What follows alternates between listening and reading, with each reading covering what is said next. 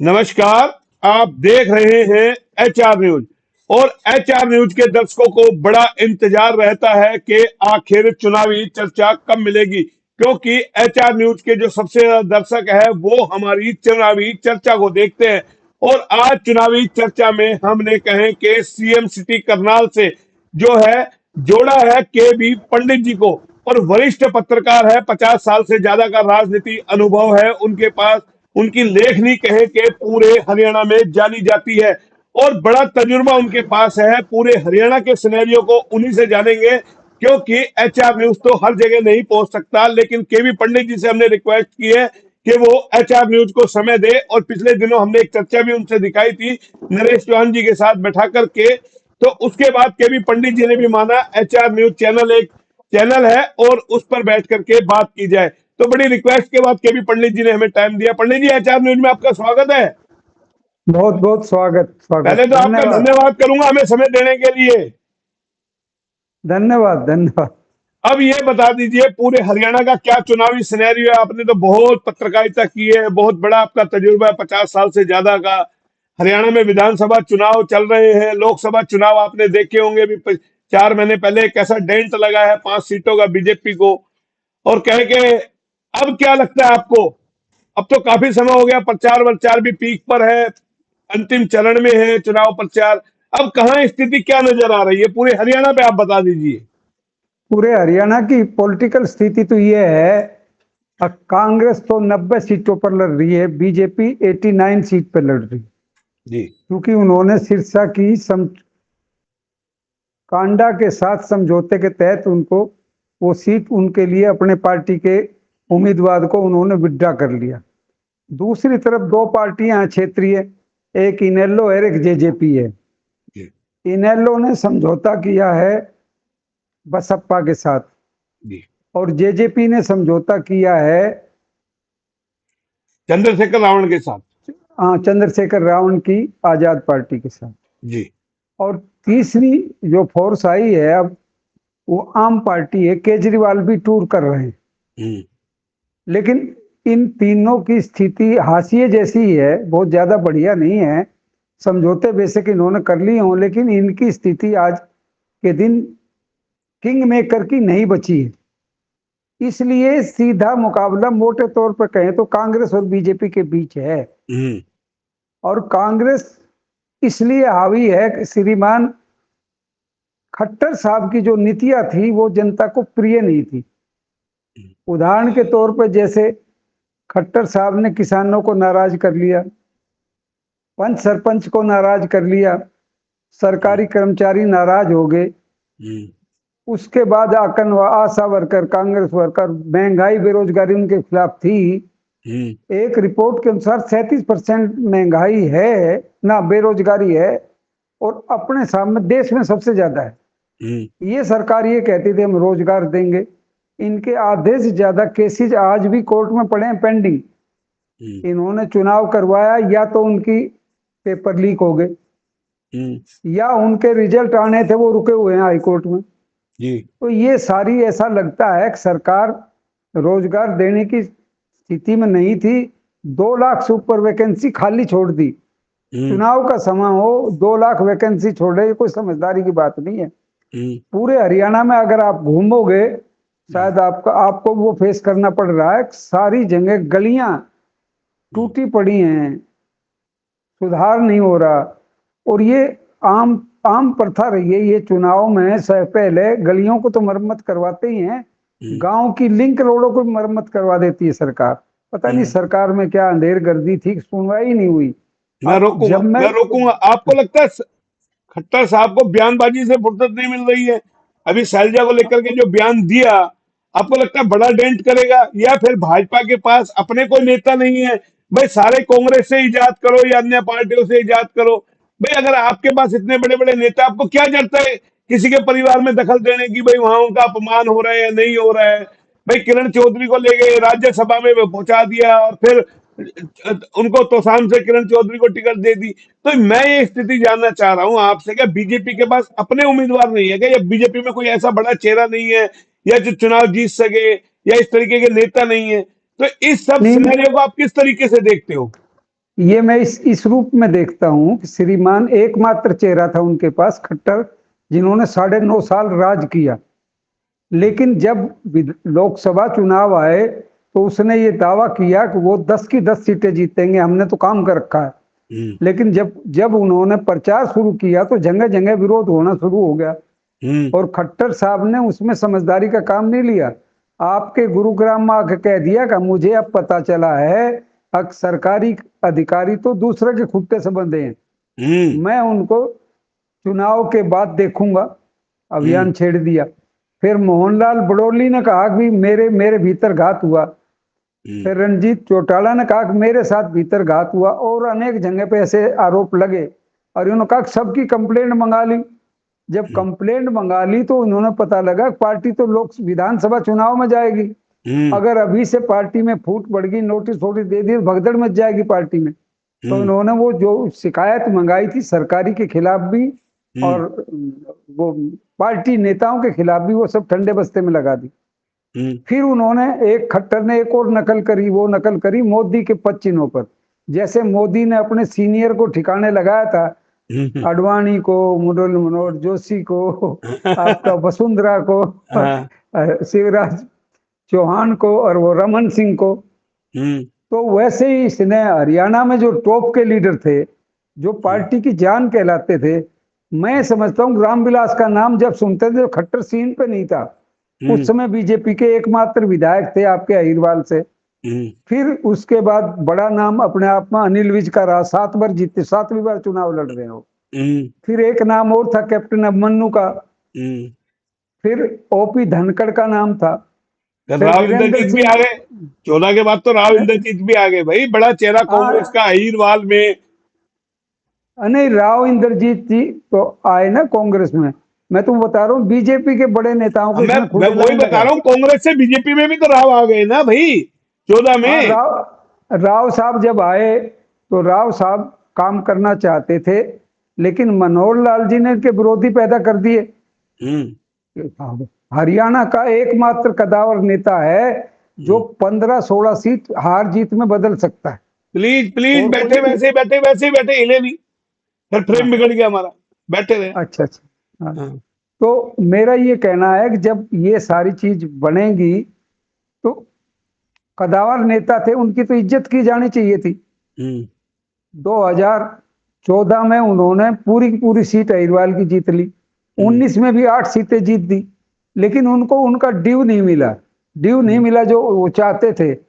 और फिर वो खट्टर का गेम ये था कि जो पायदार लीडर हैं उनको हिला कर रखा जाए, उनको हाशिए पर रखा जाए। वो सारा खेल उन्होंने करा, और उसकी जो दुर्गति बाद में हुई बीजेपी की, वो दुर्गति इसलिए हुई अब वो हवा में थे और ब्यूरोक्रेसी पे डिपेंड थे। सीआईडी की रिपोर्ट पे टिकटें दी गई, उन्होंने टिकटें अपनी मर्जी से नहीं, सीआईडी की रिपोर्ट पे दी। और उसका जब इन्होंने लिस्ट जारी करी तो भगदड़ मच गई, बागी हो गए लोग। उदाहरण के तौर पर बता रहा हूँ, 1-2 उदाहरण मैं बताऊंगा, लंबा नहीं खींचूंगा उदाहरण को। जिले राम शर्मा थे, बहुत बड़े कदावर नेता थे, एमएलए रहे, और वो बड़ी पोस्ट पे भी रहे सरकार में, मंत्री के दर्जा था उनको। उन्होंने जो मुझे बताया वो बता रहा हूँ, 1 to 1, सुनी सुना ही नहीं कह रहा। उन्होंने कहा जी मुझे खट्टर ने सीएम हाउस में बुलाया 1 साल पहले, और भाई तुम जो सबसे कदावर नेता हो, शमशेर सिंह गोगी शैलजा का आदमी है, सिटिंग एमएलए, उसकी टिकट कटेगी नहीं, तेरे को वहां मिलेगी नहीं, तुम बीजेपी में आ जाओ। वो झांसे में आ गए, जो चीफ मिनिस्टर उनको बुला रहा है तो आ गए, वो चले गए वहां। उनका ये कहना था टिकट डिक्लेयर से 4 दिन पहले तक मेरे को टिकट का आश्वासन देते रहे, और फिर मेरे साथ धोखा कर दिया। मैं इंडिपेंडेंट खड़ा हूं, मैं जीतूं हारूं, लेकिन मैं बीजेपी को लपटाऊंगा, ये उनका बात बनी। दूसरा नाम था, बड़ा नाम था वो भी, करण कंबोज, पहले मंत्री रहे हैं और फिर हरियाणा बीजेपी के बैकवर्ड सेल के स्टेट के इंचार्ज थे। इंद्री से उम्मीदवार थे, खट्टर साहब ने उनको कहा तेरी टिकट पक्की, तू अपनी तैयारी कर ले। वो गांव गांव में घूमा, ने बोला मैंने पूरी तैयारी करी पंडित जी, गांव गांव में गया, कार्यकर्ताओं को मैंने तैयार किया, टिकट पक्की है मान के चलो, और आखिरी में मेरी टिकट काट दी। उसने विरोध जताया, फिर उसको पार्टी हाईकमांड ने बुलाया, आश्वासन दिया होगा, लेकिन वो उनको संतुष्टि नहीं हुई और तो आखिरी में सवाल उसने सवाल सवाल फिर यही खड़ा होता है ना, ये पुराना खामियाजा कहीं ना कहीं भुगता जा रहा है ना। आप पीछे होके बैठे ना थोड़ा सा, आप आगे आ जाते हो पंडित जी, थोड़ा सा हमारा फ्रेम बिगड़ चलो रहा है बार बार। आप थोड़ा सा चलो पीछे हो, आराम से पीछे होके बैठे जैसे शुरू में बैठे थे। हाँ, मेरा ये कहना है कि जब उनको टिकट नहीं मिली, पार्टी का आश्वासन भी बढ़िया ढंग नहीं लगा, तो उसने बीजेपी नहीं छोड़ दी, कांग्रेस भी ज्वाइन कर ली। हम्म। तीसरा उदाहरण है, रेणुबाला गुप्ता थी, 10 साल से लगातार मेयर थी करनाल की, हम्म। और खट्टर की कट्टर समर्थक थी। उसका हस्बैंड भी ब्रिज गुप्ता जी, वो दोनों बड़ी मेहनत करते थे, और खट्टर के चुनाव में बड़ी भागदौड़ करी उन्होंने, और टिकट आश्वासन उनको ही था, तेरी टिकट इकल्ले की पक्की। लेकिन जब टिकलेर दी तो जगमोहन आनंद, जो खट्टर के जाति के उम्मीदवार थे, उनको टिकट दे दी। हम्म। उसका रिजल्ट ये निकला कि रेणुबाला भी नाराज होगी, तो पहले नायब सिंह उसको मनाने गए, फिर खट्टर साहब खुद पहुंचे, फिर उन्होंने कहा जी आप ये रहे हो और आपको आगे आगे देखेंगे, आश्वासन मिलेगा, मौका तो अब मिलेगा। अब ये है ना बहुत लंबा हो गया, मैं यही पूछ रहा हूँ, ये मान मनोबल से क्या लगता है नैया पार हो पाएगी भाजपा की? मुझे थोड़ा सिनेरियो समझा दे, अहिरवाल पे भी मुझे बात करनी है। आपको ना, थोड़ा थोड़ा सब आपसे जानूंगा मैं धीरे धीरे, हाँ, क्योंकि एक साथ तो हम मैं सारा दलिया खा नहीं सकते, तो थोड़ा थोड़ा नहीं, मुझे चाहिए। मैं ये बता रहा हूं कि जब ये हालात पैदा हो गए, तो जो भी उम्मीदवार थे जिनको खट्टर ने आश्वासन दिया था, हम्म। जब उनको टिकट नहीं मिली तो बागी होना तो स्वाभाविक था।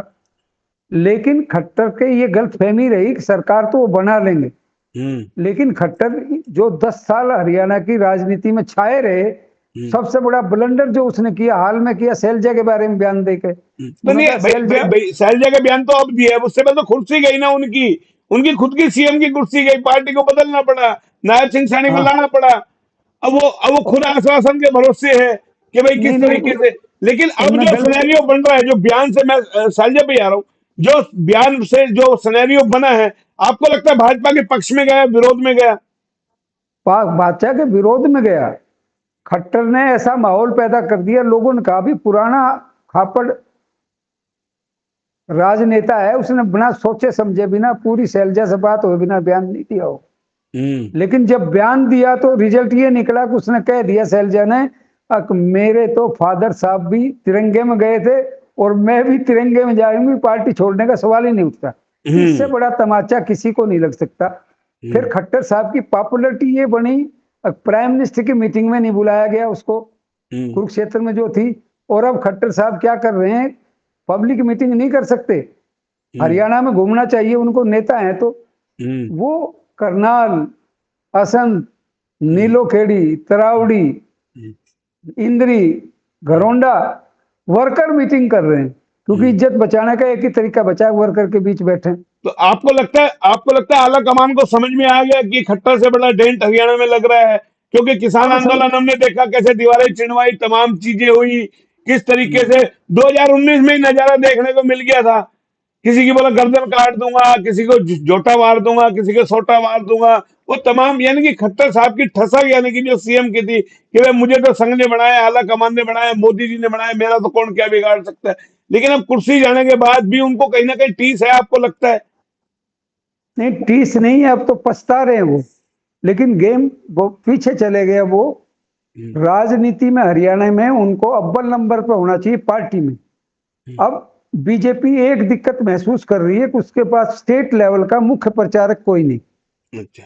और दूसरा ये कि नायब सिंह जमे नहीं, हम्म। उसको जमने नहीं दिया, सुपर चीफ मिनिस्टर का अपना नाम रखा। और हम्म। नायब सिंह बेचारे सज्जन आदमी हैं, वो कामयाब हो सकते थे, लेकिन उसको 2-4 महीने 6 महीने चाहिए थे, वो नहीं मिले। चलिए, चलिए, इस पे अब हो गया, इस पे हो गया। अब मुझे हाँ, अहिरवाल पे बता दीजिए, आपके देखिए राव से बड़े अच्छे संबंध रहे हैं, और राव ने इस बार 5-6 टिकटे, 7 टिकटे राव को, जो हमने जैसा समीकरण बताया था कि भाजपा देगी, देखिए राव ने टिकटें दिलाई है, रेवाड़ी की, बावल की, कोसली की, और आपके कहें कि पटौदी की, नारनौल की। यानी कि ये राव का हाथ है 5-7 टिकटों पे। तो अब क्या स्थिति आप देखते हैं? उनकी खुद की बेटी अटेली से चुनाव लड़ रही है, क्या समीकरण आपको देखो लगता है? क्योंकि राव के साथ आपके संपर्क रहे, थोड़ा सा उनके बारे में बैकग्राउंड बता दे तो लोगों को देखो, समझ में आए। मैं जो राव साहब को समझा हूं अब तक, एक तो जेंटलमैन पॉलिटिशियन है, दूसरे ये उनकी ईमानदारी की छवि है। 50 साल का राजनीतिक जीवन छोटा नहीं होता, आरोप प्रत्यारोप लग जाते हैं। हम्म, तीसरी चीज है कि उनका काम करने का तरीका है, जनता में जन नेता हैं वो। 15 सीटों पे हार जीत में फैसला कर सकते हैं, उनके हाथ में है। और किसी पार्टी पे इतना बड़ा नेता नहीं, सिर्फ एक कांग्रेस पे है जो बड़ा नेता है, उसका नाम है भूपेंद्र सिंह हुड्डा। वो भी काफी प्रभाव रखते हैं जाट लैंड पे। तो मेरा मतलब ये था कि इंद्रजीत को जब उतनी इज्जत नहीं मिली, उनके काम नहीं हुए, जब इंद्रजीत ने भरी मीटिंग में ये कहना पड़ा, अब मेरा तो चपड़ासी भी नहीं बदला गया आपने खट्टर साहब। और फिर एक चीज, जो उन्होंने अपना खेल करा उससे खट्टर को बड़ा आहत हुए। खट्टर ने अपने सारे पीए खड़े कर दिए दुनिया भर के, जिसमें बादशाहपुर से वो जवाहर यादव सबसे चर्चित था। दूसरा उनका अभिमन्यु था जो कोसली से खड़ा कर दिया।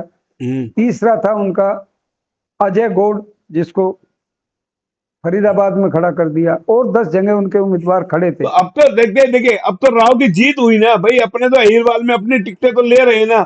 लेकिन अगर राव को साथ लेके चलते तो आपको लगता है हरियाणा में वो 10-20 सीटों पे प्रभाव पड़ता? अगर खट्टर से नहीं अहिर टसल होती राव की, इस तरीके से अहिर भिड़ंत नहीं होती। देखो, पार्टी हाईकमान ने 2 गलतियां की, हम्म, उसका खमियाजा पार्टी को भुगतना पड़ेगा। हम्म, ये जो है नायब सैनी बहुत बड़ा लीडर नहीं था बैकवर्ड का।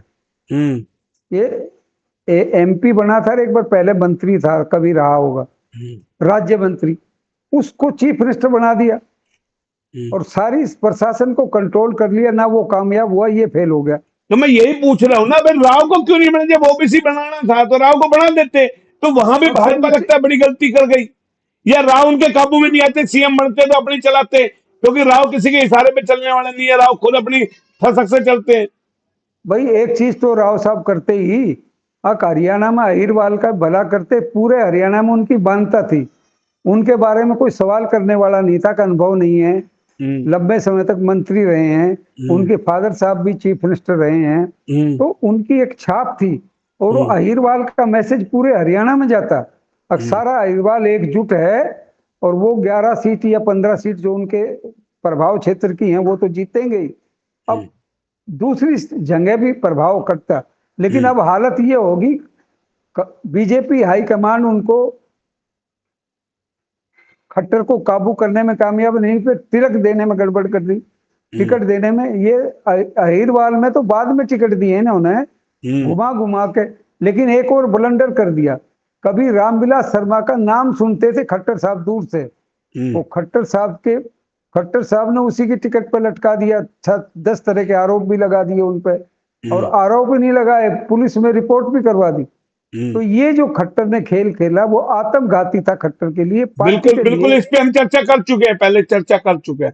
लेकिन अब मुझे बता दीजिए, मेरे पास देखिए अब समय कम है, डिबेट लंबे, हाँ, मुझे हरियाणा का कम शब्दों में आप सिनेरियो बता दें, कितने पे कौन कहां खड़ा है, हुड्डा क्या कर पाएंगे, या डेंट लगेगा, या क्या स्थिति होगी आज की डेट में? अहिरवाल में कितनी सीटें बीजेपी ले सकती है, आल हरियाणा के अंदर कितनी ले सकती है, मुझे ये 1-1.5 मिनट में आप बता दीजिए।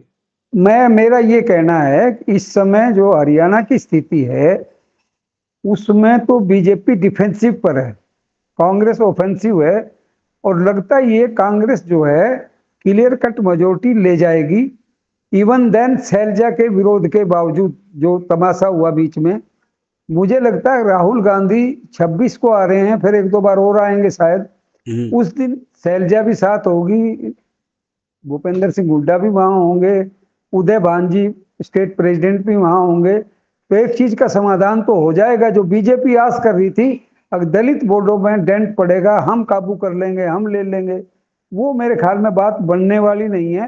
तो और आपको लगता है कुमारी शैलजा हरियाणा में घूम गई, अगर मान लो 5-4 दौरे कर गई, तो सारा सिनेरियो बदल जाएगा? हाँ, बदलेगा, पक्का पक्का। शैलजा लंबे समय से राजनीति कर रही है अपने फादर साहब के जमाने से, और फिर वो भी आज जब राजनीति कर रही है तो उसमें भी कोई उंगल उठाने वाला नहीं है, आरोप लगाने वाला कोई नहीं है। देखो, नेता तो बन जाते हैं फिर आरोप में घिरे रहते हैं, दबाव में रहते हैं, लोग उंगली उठाते हैं। शैलजा भी साफ सुथरा जीवन रहा है। हुड्डा साहब को ये है, हुड्डा साहब ने क्योंकि पार्टी सारी संभाल रखी है।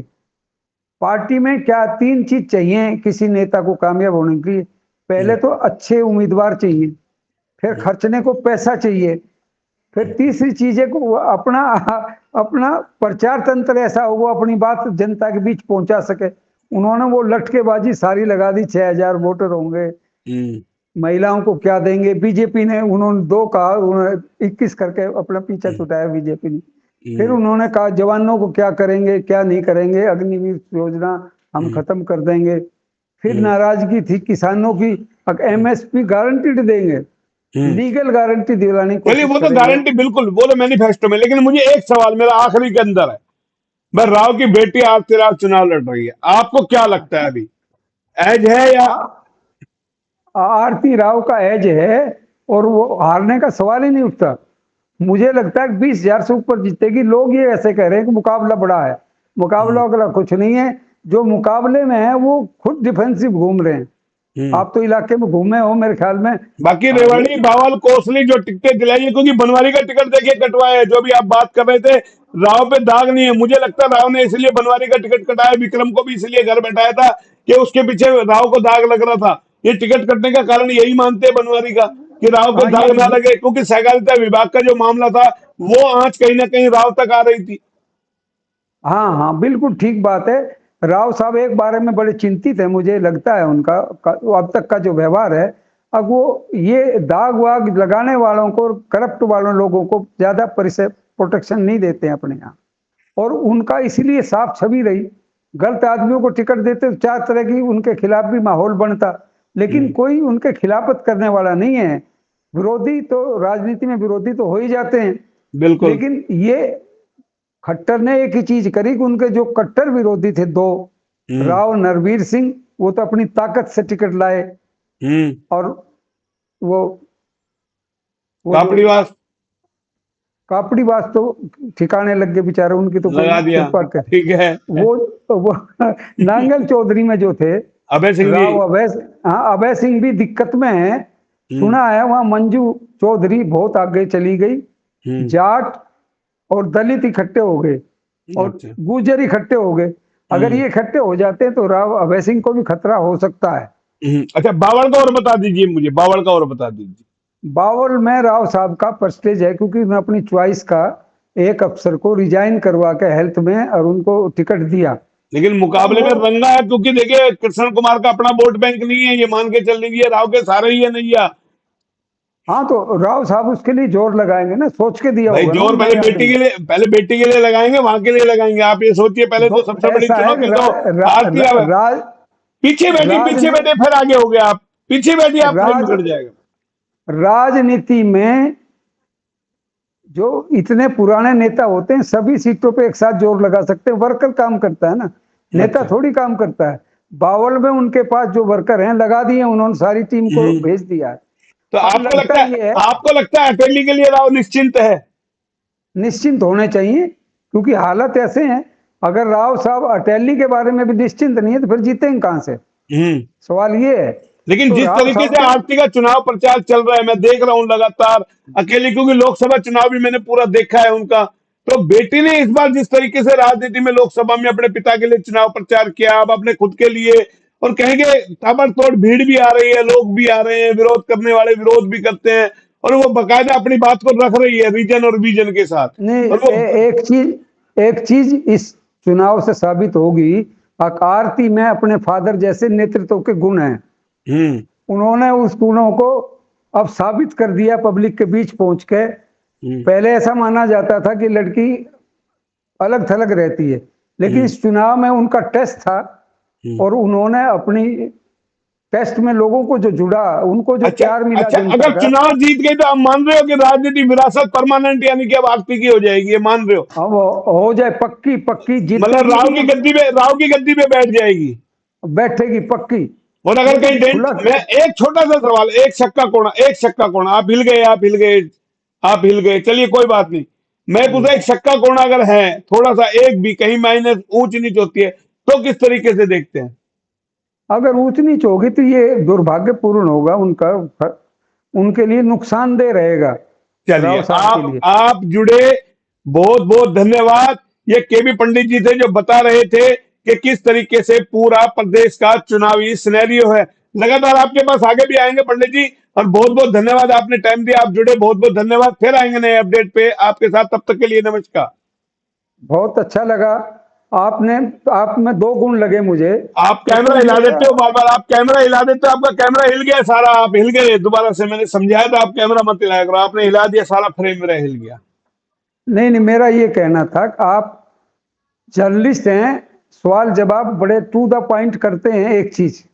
दूसरी राजनीतिक परख है आपको भी, आपका जो अनुभव है। और फिर तीसरे, रिवाड़ी जैसे शहर में चैनल को कामयाब करना बड़ा बड़े भारी बात है। सर काम के आपका, खर्च जो से, पंडित जी सब आप लोगों का आशीर्वाद है। चलो ये तो आपका बहुत, आप ये तो आप अच्छा करते हैं कि सब सब वरिष्ठ साथियों को इज्जत भी देते हैं। अरे ये बहुत वरिष्ठ है, अच्छा अरे करते हैं। कैसी बात कर रहे हो आप, नहीं तो पर हम कहाँ, अभी हम तो तुच्छ रिपोर्टर है एक तरीके से। अभी हम तो जन्मे हैं एक हिसाब से, आपका अनुभव और कहाँ। यही तो मैं कह रहा हूँ, मुझे अगर ऐसे आप जैसे अनुभवी अगर चैनल पे बैठने को मिल जाए, तो ये चैनल और दिन दुगनी रात चौगुनी तरक्की करेगा। जो लोग सुनने वाले हैं, उनको भी नहीं लगेगा हाँ कोई वो, चैनल पे वरिष्ठ पत्रकार बैठा, केबी पंडित जैसे बैठ जाए, वो, तो फिर मजा ही अपने आप आ जाएगा। वो तो करेगा ही, हम्म। क्योंकि आप में जो गुण है वो गुण आपको आगे बढ़ाएंगे। हमारा तो आपकी जो गुण है, आप बढ़े हुए हैं आगे, उसमें थोड़ी बहुत वृद्धि हो सकती है, लेकिन चलिए, आपकी स्टैंडिंग नहीं हो तो कुछ नहीं हो सकता। चलिए आप भी बेस तो दूर आप काम ही हैं। करेंगे। ठीक है पंडित जी, आप जुड़े, बहुत बहुत धन्यवाद। फिर आएंगे नए अपडेट पे, तब तक के लिए नमस्कार।